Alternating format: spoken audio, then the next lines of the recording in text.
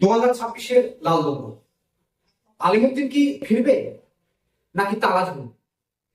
হ্যাঁ দর্শক, ঠিকই শুনছেন। 2026 দোরগোড়ায় গত কয়েক বছর ধরে যারা বিধানসভায় ইনভিজিবল ম্যান বা অদৃশ্য মানুষ হয়ে আছেন, সেই সিপিআইএম নাকি এবার ঝড়ো ইনিংস খেলতে নামছে। কিন্তু প্রশ্ন হলো, মাঠ কোথায় আর ব্যাটি বা কার? তো দর্শক, 2026-এর খেলা জমে উঠেছে। এক পক্ষ বলছে লক্ষ্মীর ভান্ডার, অন্য পক্ষ বলছে রাম নাম। আর মাঝখানে দাঁড়িয়ে পামেরা বলছে আমরা আসছি। স্টুডিও থেকে আমি আব্বাস, আপনারা দেখছেন এই মুহূর্তের সবচেয়ে বড় রাজনৈতিক কাটাছেঁড়া মিশন 2026। তৃণমূল বলছে হ্যাট্রিক হয়ে গেছে, এবার হবে সিক্সা।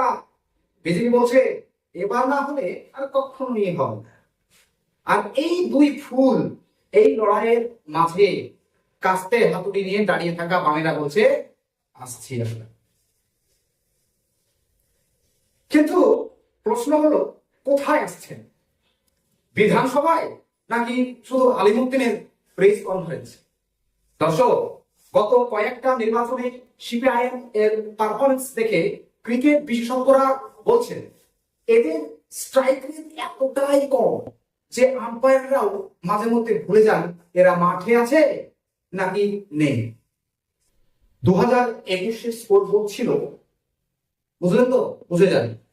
2024-এর লোকসভাতেও সেই একই।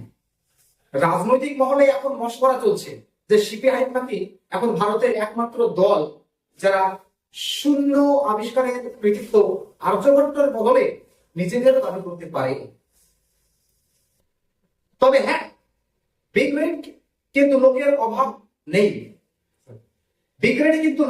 নেই। বামেদের মিছিলে ভিড় দেখে মনে হয় যেন এখনই এরা নবম দখল হয়ে যাবে। কিন্তু ভোট বাক্স খুলেই দেখা যায় সব ভিড় আসলে সেলফি তুলে ফেসবুকে পোস্ট করে বাড়ি চলে গেছে। 2026-এ বামেদের বড় অস্ত্র নাকি ইয়াং ব্রিগেড। শতরূপ, মীনাক্ষী, সৃজনরা সোশ্যাল মিডিয়ায় ঝড় তুলছেন ঠিকই, কিন্তু সাধারণ মানুষের প্রশ্ন, ভোটের দিন বোতামটা কি হাতুড়িতে পড়বে নাকি বরাবরের মতো ভুল করে পাশের চিহ্নে চলে গেল? চাকরি নেই, ডিএ নেই, দুর্নীতিতে পাহাড় তৈরি হয়েছে, তবু বামেদের কেন ভোট দিচ্ছে না মানুষ? আলিমুদ্দিন কি পারবে পুরনো সেই লাল দুর্গের মরিচা ধরা তালাটা খুলতে? নাকি 2026-এর পর ইতিহাস বইতে লেখা হবে এককালে বাংলায় বাম বলে কিছু ছিল? জানতে হলে চোখ রাখুন আমাদের পর্দায়, কারণ লড়াই এখন শেয়ানে নয়, লড়াই এখন অস্তিত্বে।